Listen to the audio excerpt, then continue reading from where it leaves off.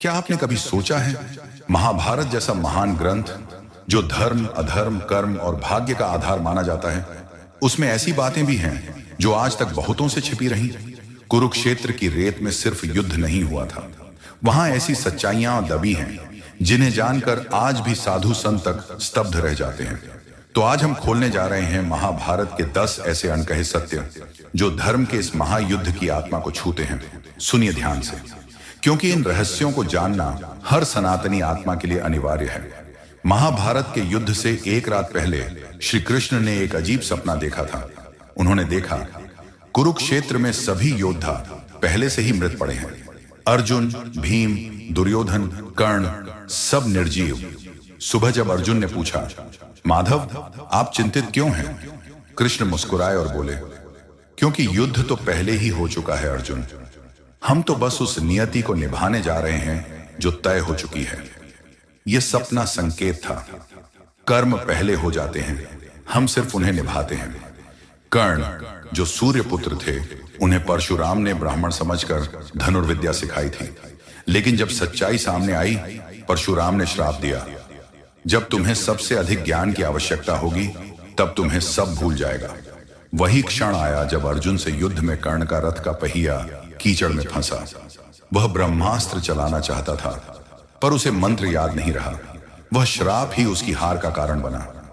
कर्म और नियति का यह खेल हमें सिखाता है, धोखे से प्राप्त ज्ञान कभी काम नहीं आता। भीष्म पितामह को वरदान था, वे जब चाहें तब मृत्यु को स्वीकार करें। लेकिन क्या आप जानते हैं उन्होंने मरण के क्षण तक क्यों प्रतीक्षा की? क्योंकि सूर्य दक्षिणायन था। उन्होंने कहा, मैं उत्तरायण में ही देह त्याग करूंगा ताकि मेरी आत्मा सीधे ब्रह्मलोक जाए। यह सिखाता है, जीवन का अंत भी ज्ञान और समय से होना चाहिए, भय से नहीं। कई लोग द्रौपदी के 5 पतियों को एक शाप या अधर्म मानते हैं, परंतु यह वास्तव में एक वरदान था। पूर्व जन्म में द्रौपदी ने भगवान शिव से प्रार्थना की थी, मुझे ऐसा पति दीजिए जो धर्मवान, शक्तिशाली, बुद्धिमान, सुंदर और वीर हो। शिव ने कहा, ऐसा एक पुरुष नहीं पर 5 पुरुष तुम्हारे जीवन में होंगे।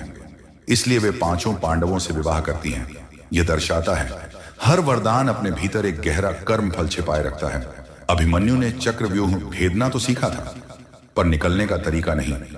पर क्या आप जानते हैं उसे यह ज्ञान किसने दिया था? जब वह अपनी मां सुभद्रा के गर्भ में था, तब श्री कृष्ण कथा सुना रहे थे। मां को नींद आ गई, कथा अधूरी रह गई, और उसी अधूरी कथा ने अभिमन्यु का भाग्य लिखा।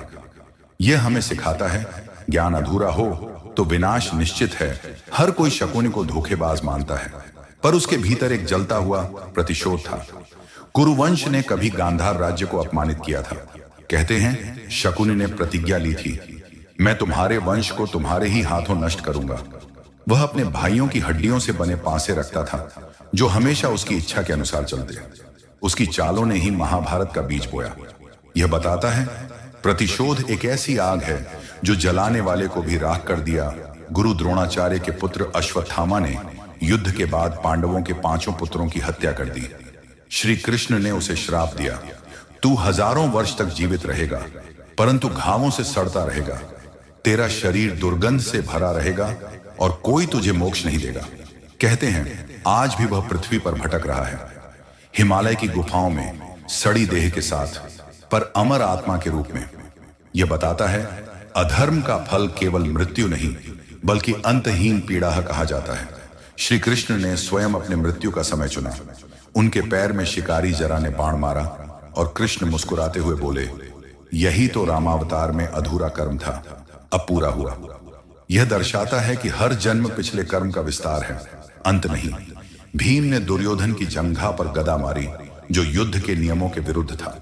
कृष्ण ने भीम को संकेत दिया था, क्योंकि यही दुर्योधन का कर्म फल था। पर मरते समय दुर्योधन ने कहा, मैंने राज किया, वैभव भोगा और अब वीर गति पा रहा हूं। पांडवों से अधिक सुख मुझे ही मिला। यह दिखाता है, सफलता हमेशा धर्म की नहीं, पर अंततः धर्म ही स्थायी होता है। जब युधिष्ठिर स्वर्ग की ओर गए तो एक कुत्ता उनके साथ था। वह कुत्ता कोई और नहीं बल्कि धर्मदेव थे, उनके पिता। स्वर्ग के द्वार पर उनसे कहा गया, अपने साथी को छोड़ दो। युधिष्ठिर ने उत्तर दिया, मैं अपने धर्म को नहीं छोड़ सकता। तभी द्वार खुला और दिव्य स्वर गूंजा, जो धर्म के साथ चलता है उसके लिए हर द्वार खुला है। महाभारत सिर्फ एक युद्ध की कथा नहीं, यह ब्रह्मांड का दर्पण है, जहां हर पात्र हमारे भीतर जीवित है। कभी अर्जुन सा द्वंद्व, कभी भीष्म सा त्याग, कभी शकुनी सा छल, तो कभी कृष्ण सी बुद्धि। महाभारत हमें सिखाती है युद्ध बाहर नहीं, हमारे भीतर है। तो दोस्तों, ऐसे ही वीडियो देखने के लिए हमारे चैनल को लाइक और सब्सक्राइब जरूर करें। मिलते हैं अगले वीडियो में।